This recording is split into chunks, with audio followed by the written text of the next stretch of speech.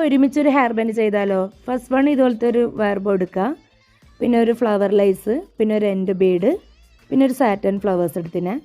പിന്നെ നമുക്ക് ഒരു ഷെയർ ലൈറ്റിൻ്റെ ആവശ്യമുണ്ട്, പിന്നെ ഗ്ലൂ എടുത്തിട്ടുണ്ട്. അപ്പോൾ നമുക്ക് തുടങ്ങാം. അപ്പോൾ ഞാനിത് ഈ ഒരു വയർ ബോൻ്റെ സെൻറ്ററിലായിട്ട് ഇങ്ങനെ ഗ്ലൂ ഒന്ന് അപ്ലൈ ചെയ്തിട്ട് ഈ ഒരു എൻഡ് ബീഡ് ഒട്ടിക്കുന്നുണ്ട്. അപ്പോൾ കഴിഞ്ഞ തവണ ഞാൻ എൻഡ് ബീഡ് കുറച്ച് ചെറുതായിരുന്നു, ഇത്തവണ വലുത് തന്നെ എടുത്തിട്ടുണ്ട്. അപ്പോൾ ഇനി ഇപ്പുറത്തെ സൈഡിലോട്ട് നമുക്ക് ബീഡ്സ് കോർത്തെടുക്കാം. അപ്പോൾ അതിന് മുന്നേ എല്ലാവരോടും പറയുകയാണേ, എല്ലാവരും ഒന്ന് മാക്സിമം സപ്പോർട്ട് ചെയ്ത് സബ്സ്ക്രൈബ് ചെയ്ത് ലൈക്ക് ചെയ്യണേ.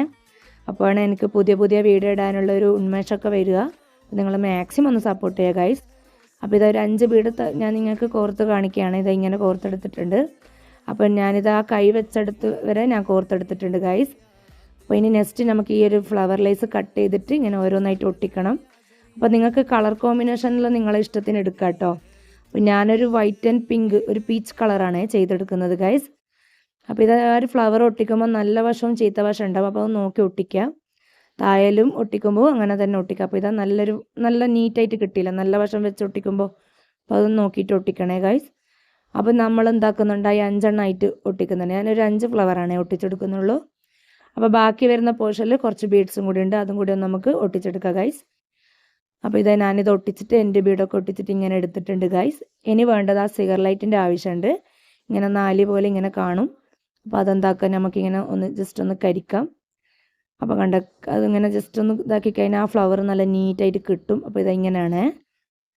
അപ്പോൾ ഇനി നമുക്ക് വേണ്ടത് ഈ ഒരു സാറ്റൻ ഫ്ലവേഴ്സ് ഇങ്ങനെ ഒന്ന് ഒട്ടിച്ച് കഴിഞ്ഞാൽ കുറച്ചും കൂടി ഒരു എലഗൻ ലുക്കിൽ കിട്ടും. അപ്പോൾ അതിനായിട്ട് ഞാൻ ഈ ഒരു ഗ്ലൂ ഗണ്ണ് യൂസ് ചെയ്യുന്നുണ്ട്.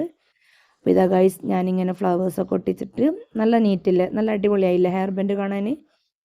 അതിന് വേണ്ടത് ഇതുപോലത്തെ ഒരു ഹാഫ് ബീഡും കൂടി ഒന്ന് ഒട്ടിച്ചെടുക്കുന്ന കുറച്ചൊരു അലങ്കാരപ്പണിയാണ്, അങ്ങനെയൊക്കെ പറയാം.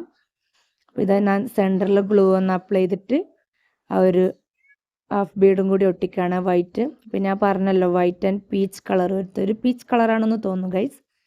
അപ്പോൾ ഇതാണ് നമ്മളെ ഫൈനൽ ലുക്ക്. നിങ്ങൾക്ക് ഇഷ്ടപ്പെട്ടോ ഗൈസ്? ഇഷ്ടപ്പെട്ടിട്ടുണ്ടെങ്കിൽ തീർച്ചയായിട്ടും ലൈക്കും സബ്സ്ക്രൈബും ചെയ്യണേ. അപ്പോൾ നെക്സ്റ്റ് ഏത് വീഡിയോ ആണെന്നൊന്ന് പറയണേ ഗൈസ്.